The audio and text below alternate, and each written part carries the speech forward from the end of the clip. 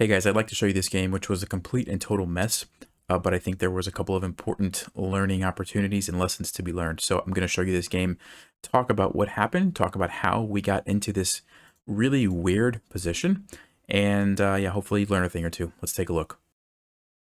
All right, here we go. Why did the clock say 2:53? I have no idea. We definitely had 3 minutes when the game started.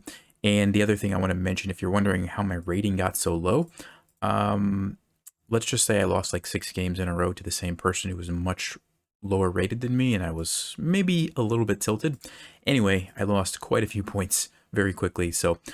But anyway, let's get started. So here we go, Latvian Gambit. This is one of the really crazy lines if white goes for it, and they did. So I took on e4. They usually come in with the knight. Okay, d5, and you're allowing this queen h5 check, which basically means you have to be willing to sacrifice your rook, which I was.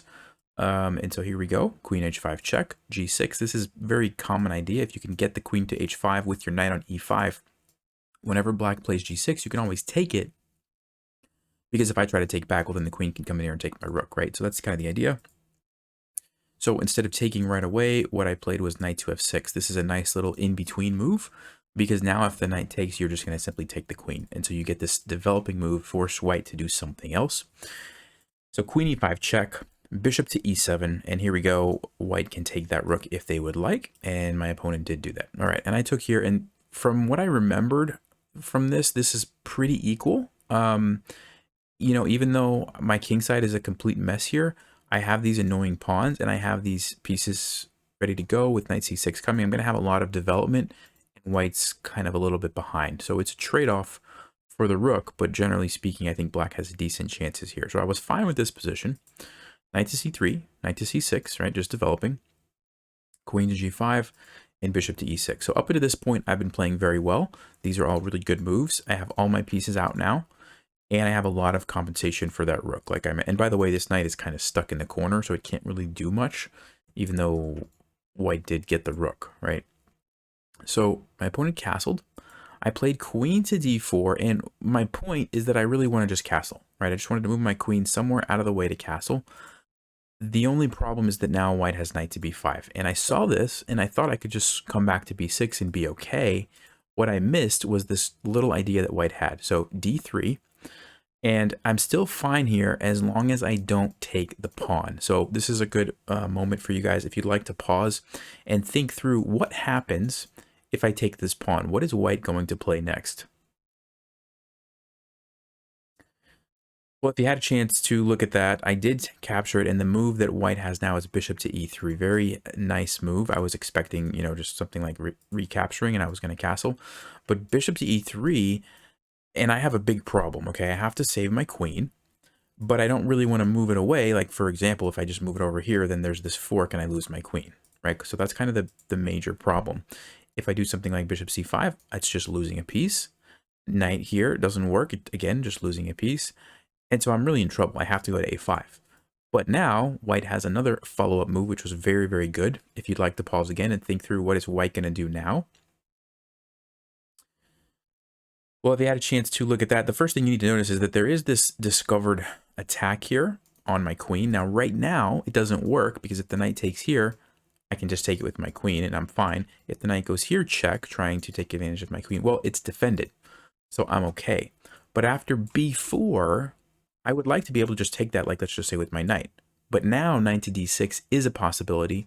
I have to take the knight, and then, of course, I'm losing my queen, right?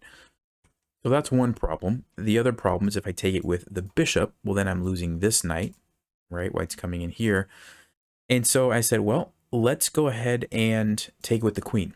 And yes, I'm losing this fork, but I thought at least, you know, the knight's going to be stuck in the corner.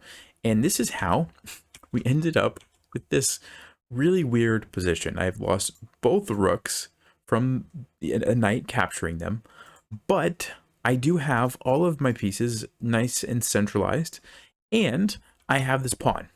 You know, this one lone pawn on c2, which actually is kind of the hero in this position because it's stopping a rook from coming here and putting me in check. It's stopping a rook from coming here and again, you know, making my queen move and coming down here. This pawn is amazing. I mean, this pawn on c2, it's just crazy to me how strong this pawn is. So now, by the way, Stockfish says plus 6.5. Okay, so I'm totally lost. But it's not an easy position for white to play, and it's not easy for white to figure out how to win. And this is something that I wanted to point out. Sometimes you're in positions like this where even though you might be completely losing, if there's not a clear path to victory for your opponent, a lot of times you have very good chances to win those games, right? And that's exactly what happened here. I mean, if you guys are playing with white, how are you going to win this game? What are you going to do, right? Yes, you're up some material, but it's not that easy. The knights can't move, right? Or they just get captured. The rooks don't really have a good place to go to because my amazing pawn, right? And I kind of have everything nicely defended, protecting my king. So very interesting position, I would say. So rook to c1, attacking the pawn. I played here with the discovered attack on the queen. I just wanted to centralize my knight, also, you know, block off this file. And now I played queen to b2, so I wanted to just defend here because, like I said, that pawn was just doing such an amazing job. I didn't want to lose it. And now I'm sure my opponent was having a rough time figuring out what to do, okay? Stockfish says bishop g5 was the best move, or even knight to f7, which I guess the idea is to lure the bishop away, play queen check, and it's kind of a weird thing to think of. And so after thinking for a while and realizing they were getting low on time, they played a big mistake, rook to d1, and kind of just self-destructed. Okay, and this is what I was talking about, how even though I'm completely lost, the position is so complicated and complex, and it's not clear what white should do, they decided to go for this plan, which, okay, the idea is pin the knight so that the queen can come down here and get to my king, but it's not worth just giving up an entire rook for that, right? So I'm like, all right, here we go. I took that, they took back, and I did see what they were going to do. And I took this knight. Now, this was actually a mistake. It was a mistake letting the queen come in. So here's another moment. If you'd like to pause, I had a really nice move here. What do you think I should have played instead of taking the knight? Well, if you had a chance to look at that, the move was bishop to d6. So it's another little in-between move.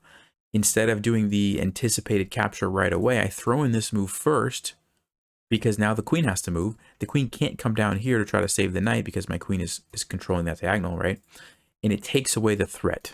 Completely takes away the threat after the queen moves somewhere. Now I can come over here and take this knight. This guy is also stuck, so I'm going to be winning that one as well. And now I'm actually just winning. So that's what I should have done, but I didn't pick up on this little in-between move, and so I just took the knight, allowed the queen to come down. I thought I was going to be able to escape and be just fine. It turns out that this actually gives white some nice counterplay. Knight to b4 was a bad move, but my opponent was running out of time.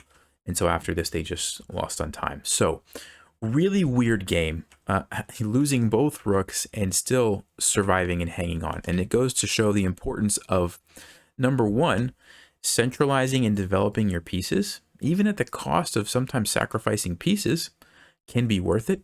And also sometimes even just having, you know, an extra pawn or two in the right place can really be a game changer. Anyway, I hope you enjoyed that. And if you're in the 14 to 1500 range, I'll see you over in this video where I give you 28 tips for players rated 14 to 1500. Stay sharp, play smart, and take care.